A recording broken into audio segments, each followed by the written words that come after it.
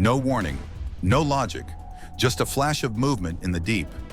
And suddenly the world is staring at real mermaids caught on camera. Creatures so bizarre that scientists were left stunned and speechless. How can something this human and this terrifying exist beneath us without a single trace in our textbooks? Why do their eyes lock onto the lens as if they recognize who is watching? And if these are the ones we managed to film, what horrors never surfaced? Now witness the footage that scientists tried and failed to explain. The cave of quiet desperation. They didn't realize the camera was still recording when the diver drifted into the cavern. Yet the moment the beam slid across the sand, it froze on a sight so raw it felt wrong to witness. A mermaid mother folded around her infant like a shield carved by instinct rather than strength. She doesn't lunge or flee, she only tightens her grip. The child's tiny gills flutter in stuttering rhythms, and the mother's body trembles with the slow, exhausted motions of someone who has already spent every last ounce of energy trying to keep another alive, creating a scene that scientists shocked by the footage later described as a form of parental behavior distressingly close to our own. Her bioluminescent markings pulse once, not in warning but in resignation. One soft glow, one fading breath. And as she lowers her head over the trembling infant, the silence becomes so complete, it feels like the ocean itself is holding itself still to watch. What force chased her to a place where even hope cannot reach? The corridor of breaking point. What the diver filmed wasn't an attack at first. It was a mother frozen in that narrow underwater corridor, clutching her mermaid infant so tightly, her knuckles blanched beneath the blue glare of the flashlight, as if she believed that any loosened grip meant death. Her eyes lock onto the beam. Her chest heaves once. The child barely stirs in her arms, its pale body limp, its tiny gills fluttering in thin, helpless motions that make her instinctively curl forward, like she's trying to shield it from a world collapsing too fast around them. When she bares her teeth, the sound isn't rage, but a warning carved out of desperation, and scientists shocked by the footage later noted how every muscle in her arms fired in short, frantic impulses. Patterns identical to mammals attempting to revive offspring that no longer respond. Then her posture snaps, grief turning into a final surge toward the diver, not to attack, but to reclaim the darkness that had already taken too much from her. What choice did she have left when the light itself felt like a threat? The shoreline anomaly. No one expected a routine rescue call on that calm Florida afternoon to turn into something that felt like a deleted NOAA briefing. He kneels in the surf, sand clinging to his gloves. The body twitches once. A thin membrane slides across its eyes like a camera shutter deciding what to reveal, in its skin, slick, cool, almost metallic, shimmers the way old fishermen describe the ones we aren't supposed to talk about. The same tone people use for UFO nights in rural Ohio when they swear the sky blinked back at them. Then its throat expands in a slow pulse, not unlike a human testing a first breath, raising the impossible question of whether this thing has learned us the way we've tried to learn the ocean. What happens when something from below decides the surface is worth claiming? And just when the footage seems stable, the next clip unravels everything you thought you understood. The drowning embrace. No one believed the footage at first because on camera it looked too raw, too human, too painful for something fishermen caught on a failing reef near a silent current break. The diver's light scans across the blue void. Her arms tighten around her two infants. Her tail curls as if every tremor steals another second from her body. And the mermaid's face, sunken and shaking, holds the same desperate calm seen in mothers filmed during natural disasters when they know survival is no longer theirs to keep. She lifts her chin once, almost pleading for the diver to leave, and scientists shocked by the later scans noted how her gills fluttered in the same fading rhythm as mammals losing their final breath, breaking every line we once believed separated us from the unseen world below. If this was truly her last act of protection, what did she see moving in the dark behind her? The mother below. When this next clip was filmed, no one knew the diver's camera had caught on something the world had never scanned before. A mermaid mother shielding her young while her tail dragged across the sand, as if each movement cost her more than she had left. Air bubbles rise around her. The children cling to her chest. Their tiny gills twitch in frantic bursts, and the mother's body folds over them like instinct-made armor instead of bone, turning the footage into something that feels less like discovery and more like trespassing into a tragedy meant to stay hidden. Scientists shocked by the filmed posture compared her stance to human rescue behavior in disaster zones, noting how she kept shifting between her young and the strengthening current as though she sensed a threat the diver's lens could not catch on camera. If her strength was fading, what final hope was she begging the water to grant them? The river's last witness. Fishermen caught this footage on camera after a monsoon surge, and no one believed the small shape drifting near the reeds until the lens focused and filmed what looked unmistakably like a tiny mermaid lying in the current. The body rolls once. A fragile arm lifts and falls. Her skin, thin as wet paper, clings to delicate bones that should not exist above fairy tales, and the soft gill lines along her neck barely flutter, as if the river itself is trying to keep her alive a moment longer. Scientists shocked by the scanned footage noted the faint translucence of her chest, the way her ribs expanded unevenly, like someone fighting for their final breath long after strength had left them, raising the terrifying possibility that this small creature had struggled far upstream before surrendering to the water. If this is only the one we found, how many drift past unseen? The net of panic. Fishermen caught this terrifying moment on camera during a storm shift, and no one believed the thrashing figure inside the net until the crew filmed her head snapping upward with a scream that cut through the rain like metal tearing. The net tightens. Her tail slams the deck. Her pale skin reflects the deck lights in a way that makes her look half drowned, half fighting, and the mermaid's mouth opens wide enough to show a second row of thin, glassy teeth that scientists shocked by the footage later compared to deep-sea predator adaptations. One arm stretches through the mesh, fingers long and webbed, pulling as if she still thinks water is beneath her, not wood. She twists again, weaker this time, almost like she is remembering she cannot breathe up here, and the struggle shifts from aggression to fear so fast the camera shakes trying to keep up. If this is how she reacts when caught on the surface, what happens to the ocean when creatures like her aren't pulled back? The glass assault. The final clip was caught on camera from inside a submarine research pod, and no one believed the footage until the cracking window proved the mermaids weren't drifting curiosities, but coordinated hunters filmed in the act. A pale face slams the glass. Another follows. Their hair floats like torn seaweed around wide, furious eyes, and each blow grows sharper as if they're testing the structure the same way deep-sea predators test coral before they break it.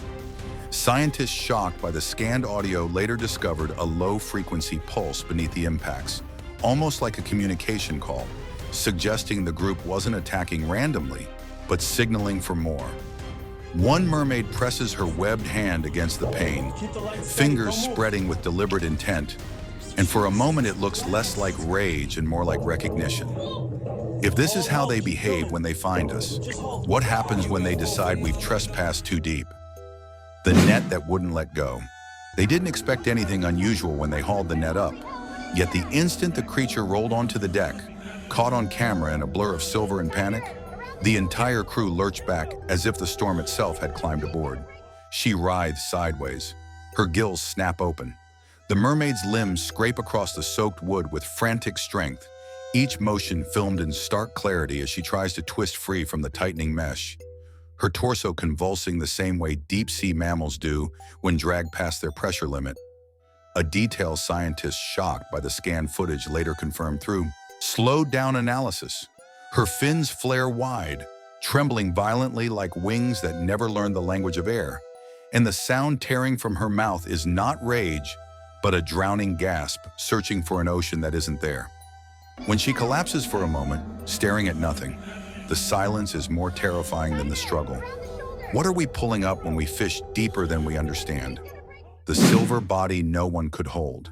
The clip was filmed during a pressure spike in the storm, and no one believed the footage until the mermaid's entire torso arched upward, caught on camera like a bolt of living metal, sending two fishermen stumbling as her fins slashed through the air in wide, desperate sweeps. She thrashes once, then harder. Her elongated ribs expand beneath shimmering scales in a pattern scientists shocked by the scanned recording later identified as a survival reflex meant only for water, not the crushing dryness of open air, and each convulsion ripples through her body like a current searching for a route home. Her tail slaps down with a force that rattles the deck, flaring into a translucent fan that flashes blue when it catches the stormlight, almost signaling for help she knows won't come. Even her fingers, long, webbed, trembling, reach out in the rhythm of something pleading instinctively for release. How do you restrain a creature built entirely around escape? The one that fought the air itself. By the time the footage was filmed, the storm had turned vicious, and the mermaid dragged across the deck no longer looked like a captured creature, but something actively dying from the weight of air pressing against her skin. Caught on camera in frantic, jerking frames that even experienced fishermen couldn't watch twice. Her spine arches violently, her fins lock. Her silver tail sweeps the deck with a terrifying crack, each movement filmed in the rhythm of an animal whose senses are scanning for water that no longer surrounds it. And scientists shocked by the slowed-down audio said, her gasping wasn't a scream, but an instinctive attempt to draw moisture where none existed. She tries crawling, stretching her arms wide as if swimming in a ghost ocean shaped only by memory. For a heartbeat, she stares upward, as if begging the sky to become the sea again. What else suffocates in silence beneath every storm we never question? The Decksides screech. The moment fishermen caught the creature on camera, the deck fell silent. Not out of fear, but out of confusion. Because no one could decide if the mermaid thrashing at their feet looked more terrified or furious as her claws raked across the wood. Her jaw stretches unnaturally wide. Her gills flare open like sails. The bluish plates lining her ribs lift and fall in short, panicked bursts. Each movement filmed with brutal clarity as she twists against the fisherman's grip. Her long fingers scraping the deck as if searching for the sea that should be beneath her. Scientists shocked by the scanned footage later remarked that her eyes, clouded yet aware, behaved like those of a stranded dolphin, tracking every wave she could no longer reach. She kicks again, tail snapping like a silver whip across the boards, scattering ropes in all directions. Even exhausted, she fights the air itself, and the question hangs heavier than the storm. What does a creature built for depth feel when the sky presses down on its chest? The pale relic of Namu. When this second clip was filmed, no one believed the world was witnessing something older than seafaring itself. Yet the mermaid caught on camera resembled descriptions from the Sumerian hymns of Namu, the primeval sea mother whose children were said to bear bone-white skin and luminous throat ridges. The creature convulses once, then drags itself forward, her elongated limbs spread across the wet deck, every joint bending with a terrifying looseness as her pale body arches in a way scientists shocked by the scanned footage later compared to deep ocean cephalopods adapting to collapsing pressure. The gill frills down her neck glow faintly, pulsing like a heartbeat too slow to sustain her, and when her jaw snaps open, the rows of needle-thin teeth match carvings excavated in Eridu, depictions long dismissed as myth. Her tail slaps down, trembling violently, as if she is calling to something beneath the waves. If this is truly a remnant of what ancient rites once feared, what else is rising behind her that we have forgotten to name? The screaming surface breach. The last footage was filmed during a lull in the storm, and the moment the mermaid rolled over, caught on camera bearing rows of teeth sharp enough to shear rope, every fisherman stumbled back from the sheer force of her voice, tearing upward from lungs built for crushing depth. Her tail whips sideways, her hands claw the deck. Muscles ripple under her silver-gray skin in frantic waves, each movement filmed so clearly that scientists shocked by the slowed analysis noted patterns identical to marine predators entering terminal hypoxia. Her throat expands like a collapsing bellows, releasing a sound too low for the storm to swallow, and her eyes, wide, ringed and white, scan every inch of the deck as though searching for a path that simply isn't there. She lunges once, slips, and falls flat, gasping against a world she cannot breathe. And in that breathless pause, one question lingers. How many more will reach the surface before we realize they never wanted to be here? Net rise panic. The crew didn't even notice the camera was filming when the net jerked upward. But the second the mermaid's skull-like face rose above the railing, caught on camera, dripping seawater and fury, every fisherman scrambled back as if the world had tilted. Her ribs expand sharply, her claws drag lines through the net. The bony ridges along her spine pulse in terrifying sync with the storm wind. Each movement filmed clearly as she thrashes against the mesh holding her upright, her teeth clacking together in frantic bursts. Scientists shocked by the scanned footage later compared to a drowning mammal inhaling air it cannot use. Her tail slams once, sending coils of rope sliding across the deck like startled snakes, and her black eyes lock onto the nearest human with a recognition too sharp to dismiss as instinct. In that suspended second, she seems less trapped than betrayed by the surface. What else rises screaming when the sea is forced open? The white face from Tiamat's line.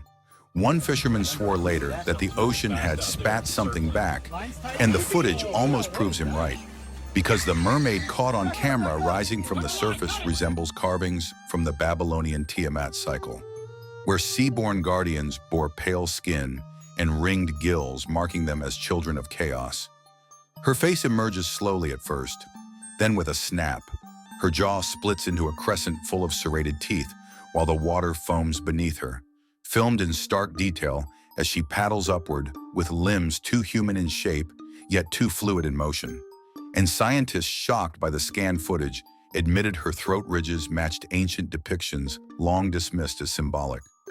She stares up at the boat with a steadiness almost ceremonial, as if delivering a warning in silence, before her tail curls and drives her toward the hull in a burst of impossible speed.